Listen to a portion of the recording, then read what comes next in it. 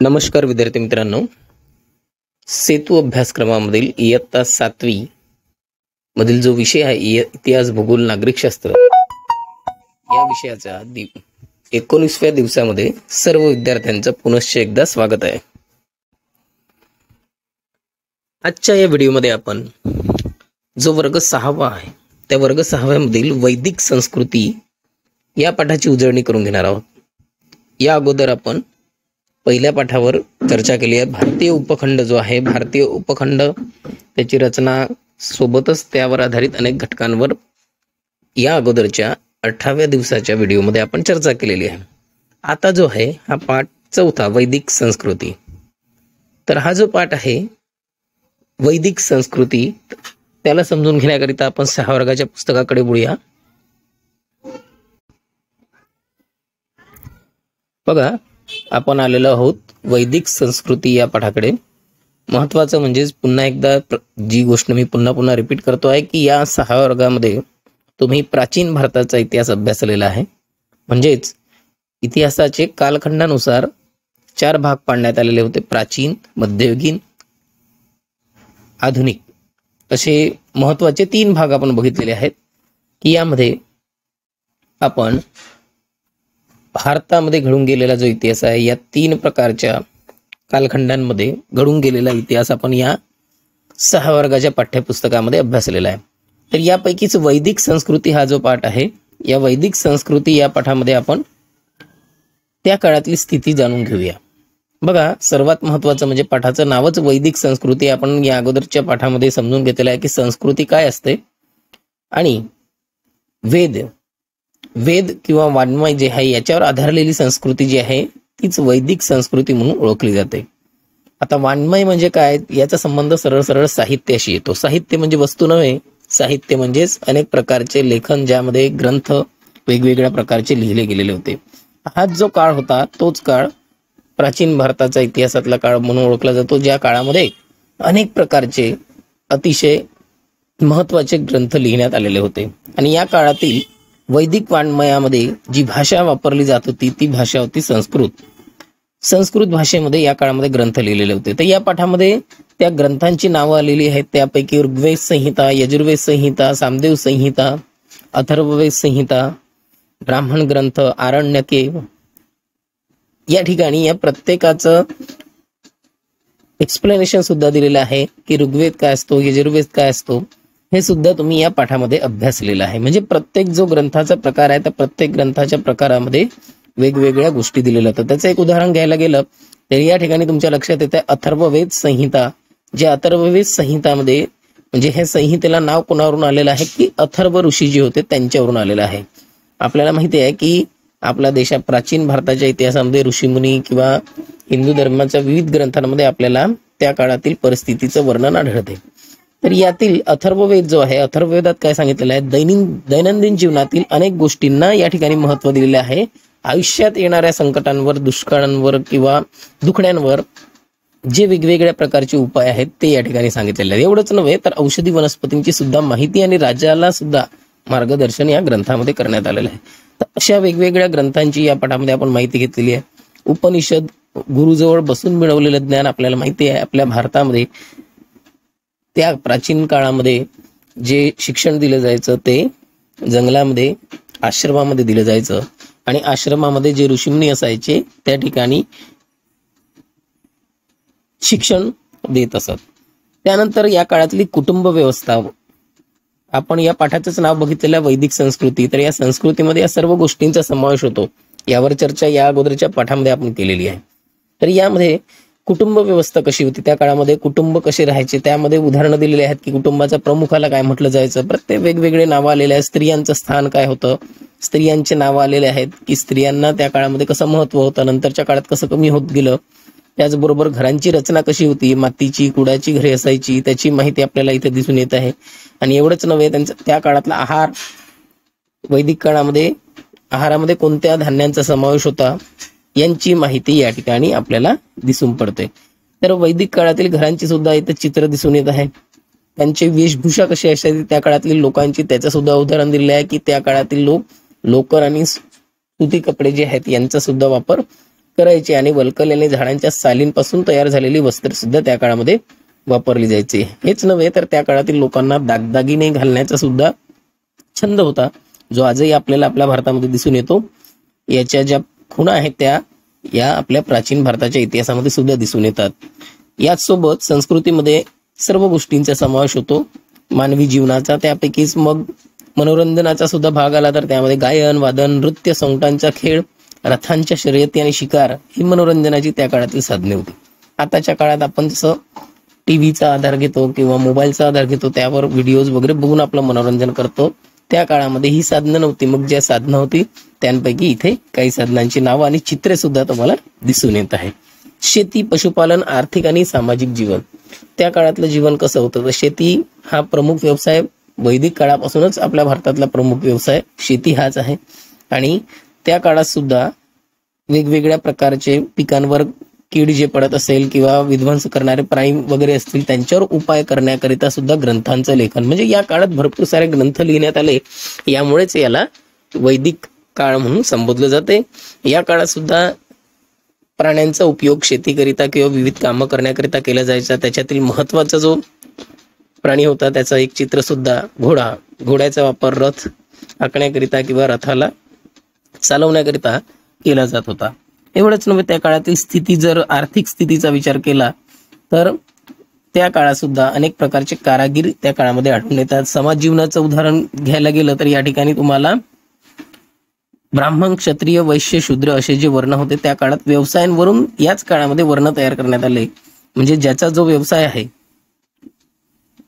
त्याचाच तो वर्ण किंवा त्याची ती जात असं समजलं जात होतं. आणि पुढीलच्या काळात, आजच्या काळामध्ये ती जाती व्यवस्था आपल्या भारतामध्ये दिसून येते की त्या काळात समाजाचा गाडा चांगल्या प्रकारे चालावा म्हणून ही वर्ण व्यवस्था तयार करण्यात आली. पण नंतरच्या काळामध्ये हळूहळू त्यात विकृती निर्माण झाल्या आणि समोरच्या काळामध्ये जाती व्यवस्थेमुळे समाजात विषमता निर्माण झाली. आदर्श आयुष्य कसे जगावे याविषयी सुद्धा त्या काळामध्ये काही कल्पना रूढ झालेल्या होत्या. त्यामध्ये 4 प्रकारचे आश्रम सांगण्यात आलेले होते. ब्रह्मचर्य आश्रम चित्र, म्हणजे इथे माहिती तुम्हाला दिसते आहे. ब्रह्मचर्य आश्रम म्हणजे जेव्हा लहान मूल जन्माला आल्यानंतर काही वर्षानंतर त्याला गुरुजवळ विद्या ग्रहण करण्याकरिता आश्रमामध्ये राहावं लागायचं, त्यालाच ब्रह्मचर्य आश्रम म्हटलं जाते. त्याच नंतरचा काळ जो असायचा आल्यानंतरचा त्याला म्हटलं जाते गृहस्थाश्रम, म्हणजे त्यामध्ये तो पूर्ण शिक्षण झाल्यानंतर कुटुंब व समाज आणि सगळे कर्तव्य पार पाडण्याचं काम करायचा, म्हणजे लग्न वगैरे करून सर्व आपल्या कुटुंबाचं पालनपोषण करायचा. नंतरचा काळ जो आश्रमाचा प्रकार जो म्हटलेला आहे तो आहे वानप्रस्थाश्रम, म्हणजेच संपूर्ण जबाबदाऱ्या पार पाडल्यानंतर एकदम सगळ्या गोष्टींचा, सगळ्या मोहाचा त्याग करून मनुष्य वस्ती नसलेल्या ठिकाणी राहण्याचं काम. हा सुद्धा एक त्या काळातला नंतरचा आश्रमाचा प्रकार होता. आणि सगळ्यात शेवटी जो होता संन्यासाश्रम, म्हणजे संपूर्ण गोष्टींचा त्याग करून आपलं पूर्ण जीवन एकत्र न राहता, फार काळ एका ठिकाणी न राहता व्यतीत करणे, एकटं राहून व्यतीत करणे, याला संन्यासाश्रम म्हटलं जायचं. धर्मकल्पना कशा होत्या तर याच्यामध्ये सुद्धा आपल्याला वेद काळामध्ये देव म्हणून ज्या ही नैसर्गिक शक्ती आहेत त्यांच्या पूजा केल्या जायच्या. सूर्य, वारा, पाऊस, वीज, वादळे, येणाऱ्या नद्या ज्या आहेत यांसारख्या निसर्गातील शक्तींना देवरूपात त्या ठिकाणी मानलं जायचं. आजही आपण बघतो आहोत ते आपल्याला दिसून पडते. एवढंच नव्हे, त्या काळामध्ये जे ऋतू आहेत ते सृष्टी चक्र सुद्धा त्या काळामध्ये लक्षात आलेले होते आणि त्यांना ऋतू हे नाव सुद्धा त्या काळात त्यांनीच दिलेले होते, जे आपण आता वेगवेगळे ऋतू बघतो आहोत. शासन व्यवस्था, मग या काळामध्ये जेही शहरे, गाव किंवा जोही समाज असायचा त्या समाजाचा शासन व्यवस्था कशी असायची त्याविषयी सुद्धा ग्राम वसाहत असेल तर त्याचा प्रमुखाचं नाव दिलेलं आहे ग्रामणी. त्याच्यानंतर त्यांचा समूह असायचा 20, त्याचा प्रमुखाला विष्पती आणि त्या लहान लहान गावांचं मिळून मोठं, आता जसं आपण म्हणतो छोटं गाव, गावानंतर तालुका असतो, तालुक्यापेक्षा मोठा मग जिल्हा असतो, जिल्ह्यानंतर राज्य आणि देश, अशीच त्या काळची सुद्धा रचना होती. ती रचना आपल्याला या भागामध्ये दिसून येते. आणि पुढे वैदिक विचार प्रवाह, स्मृती व पुराण नावाचे वाङ्मय निर्माण झालेले वेद, स्मृती, पुराणे, स्थानिक लोकधारणा इत्यादींवर आधारित धार्मिक प्रवाह कालानेच तोच हिंदू या नावाने ओळखला जाऊ लागला. म्हणजे आपल्या देशातील जो हिंदू धर्म आपल्याला जो दिसून येतो त्याची मुळे जी आहे याच काळामध्ये रोवण्यात आलेली होती. म्हणजे या काळापासूनच तो धर्म उदयास आला आणि समोर आज ही संस्कृती हिंदू संस्कृती नावाने ओळखली जाते. महत्वाचं म्हणजे विद्यार्थ्यांना सूचना अशी आहे की दैनंदिन व्हिडिओ टाकले जातात. तुम्हाला त्या पाठाची थोडक्यात माहिती दिली जाते. उजळणी करत असताना अडचण येऊ नये त्याकरिता, कारण खूप मोठा कालावधी मधल्या काळामध्ये चालला गेलेला आहे की तुम्ही अभ्यास केलेला असेल तरी सुद्धा तुम्हाला त्या गोष्टी लक्षात ठेवता आल्या नाही. त्यामुळे आपण संपूर्ण पाठावर एकदा चर्चा करत असतो. आणि महत्वाचं म्हणजेच तुम्हाला व्हिडिओ तयार केल्यानंतर लगेच तुमच्या मोबाईलमध्ये नोटिफिकेशन यावं याकरिता महत्वाची गोष्ट म्हणजेच चॅनलला सबस्क्राईब करायचं आहे. सबस्क्राईबचं एक बटन असते, तुम्ही जेव्हा व्हिडिओ बघता त्याच्या खाली, ते केल्यानंतर तुम्हाला जेव्हाही मी व्हिडिओ टाकेन तो लगेच तुमच्या मोबाईलमध्ये नोटिफिकेशन येईल आणि तुम्हाला बघता येईल. ठीक आहे. आता बघा या ठिकाणी आपण वळूया आता उजळणीकडे आपल्या. यामध्ये पहिला जो प्रश्न आहे, वैदिक काळातील भाषा कोणती? आपण अगोदरच बघितलं की वैदिक काळातील भाषा जी होती ती कोणती होती? संस्कृत भाषा होती. दुसरा जो प्रश्न आहे, सर्वाधिक प्राचीन साहित्य कोणते? बघा हा प्रश्न होता, सर्वाधिक प्राचीन साहित्य कोणते? तर याचं उत्तर सुद्धा आपल्याला इथे दिसून पडत आहे की वेद हे आपले सर्वाधिक प्राचीन साहित्य मानले जाते.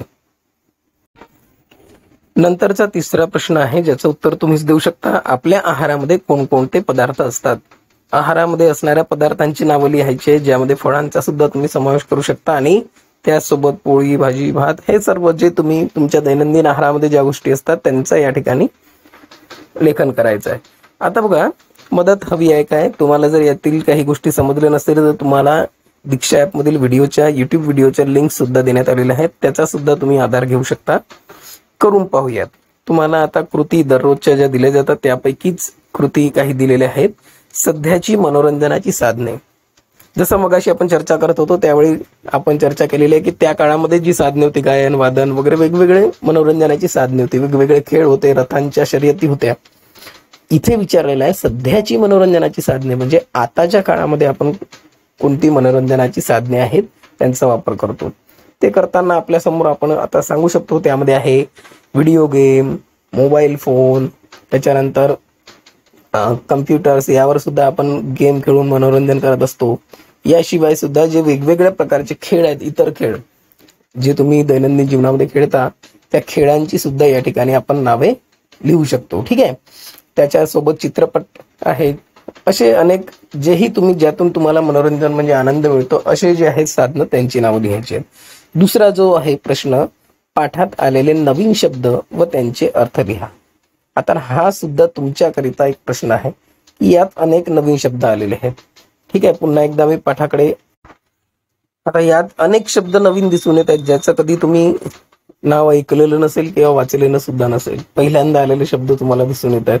ज्याचं उदाहरण म्हणजे रुचा जसा शब्द आलेला आहे असे शब्द तुम्ही लिहायचे. त्याचा अर्थ सुद्धा समोर दिलेला आहे. रुचा म्हणजे स्तुती करण्याकरिता रचलेले पद्य. अशाच पद्धतीने पाठामध्ये अनेक ठिकाणी तुम्हाला उपनिषद असे शब्द दिसून येतील. ते शब्द तुम्ही शोधायचे आणि त्याचे अर्थ सुद्धा तुम्हाला या ठिकाणी दिलेले आहेत. उपनिषद म्हणजे गुरुजवळ बसून मिळवलेले ज्ञान. अशा पद्धतीचे अनेक शब्द जे पाठामध्ये तुम्हाला दिसून येतात ते लिहायचे. जसं निष्क हा एक शब्द आलेला आहे. निष्क म्हणजे काय आहे? निष्क नावाचा गळ्यातील दागिना त्या काळामध्ये वापरला जात होता. तर असे जेही शब्द या पाठामध्ये तुम्हाला दिसून पडतात अशा नवीन शब्दांना लिहायचं आहे आणि ते लिहिल्यानंतर त्यांचे अर्थ सुद्धा त्याच्या समोरच लिहायचा आहे. नंतरचा जो प्रश्न आहे किंवा कृती म्हणता येईल ते करण्याकरिता सुद्धा तुम्हाला इतिहासाचं जे 7वीचं पुस्तक आहे त्याचा आधार घ्या म्हटलेला आहे आणि इंटरनेटचा सुद्धा या ठिकाणी तुम्हाला आधार घ्यायचा आहे. तर एका शब्दांत उत्तर लिहा. आणि महत्वाचं इथं 7वीचं पुस्तक चुकीने आलेलं आहे, तुम्हाला 6वीच्याच पाठ्यपुस्तकाचा आधार घ्यायचा आहे. एका शब्दात उत्तर लिहायचं आहे. तर वैदिक वेद साहित्याची भाषा. थोड्या वेळा पहिला हा प्रश्न आलेलाच होता, वैदिक काळातील भाषा. तेच याचं उत्तर राहील. वैदिक वेद साहित्याची भाषा जी होती ती होती संस्कृत. विदू म्हणजे काय?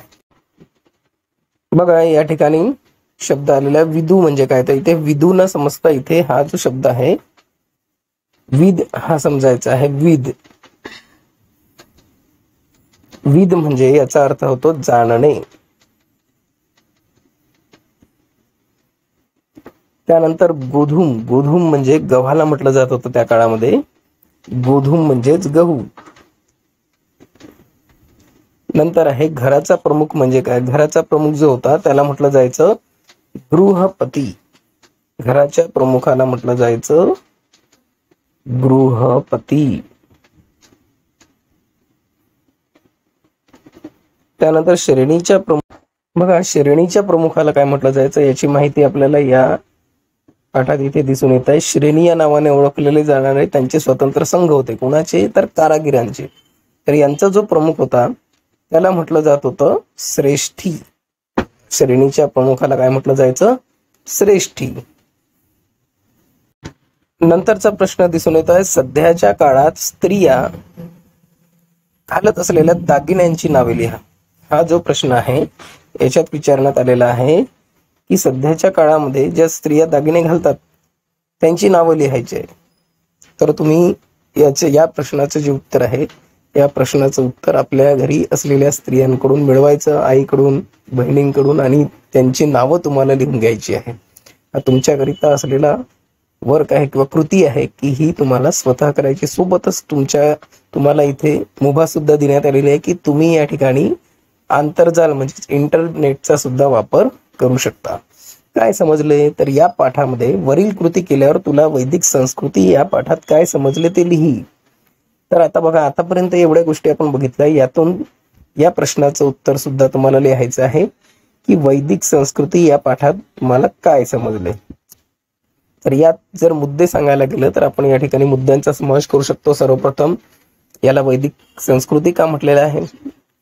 पहिला मुद्दा, त्याचं उत्तर तुम्ही लिहू शकता की या काळात अनेक वेदांची रचना करण्यात आली, अनेक साहित्यांची निर्मिती झाली, त्यामुळे या काळातील संस्कृतीला वैदिक संस्कृती असे म्हटले जाते.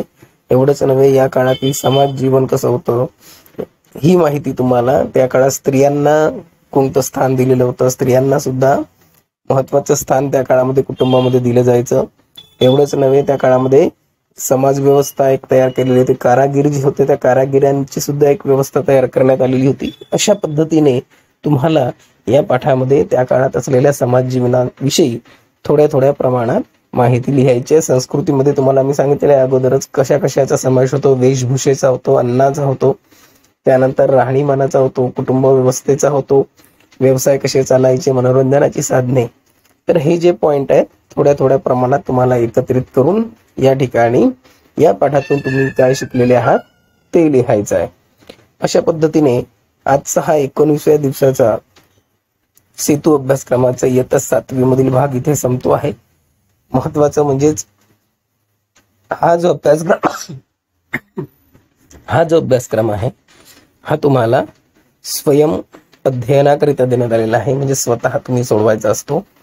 तुम्हाला इथे फक्त मार्गदर्शन केलं जात आहे. त्या मार्गदर्शनानुसार तुम्ही अभ्यास करायचा आहे.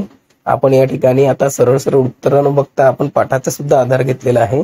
अशाच पद्धतीने या प्रश्नांची उत्तरे शोधत असताना किंवा लिहत असताना तुम्ही पुस्तकाचा सुद्धा आधार घ्यायचा. तुमच्याकडे 6 वर्गाची पुस्तकं आहेत, त्यांचा आधार घेऊनच या प्रश्नांची उत्तरं मिळवायची आणि लिहायची आहेत. यानंतर आपण नंतरच्या व्हिडिओमध्ये 20वा जो दिवस आहे त्या 20व्या दिवसामध्ये मौर्यकालीन भारत जो आहे इतिहास 6 वर्गातील जो पाठ आहे इतिहासाचा, त्या पाठावर नंतरच्या व्हिडिओमध्ये उजळणी करणार आहोत किंवा डिस्कशन करणार आहोत. धन्यवाद.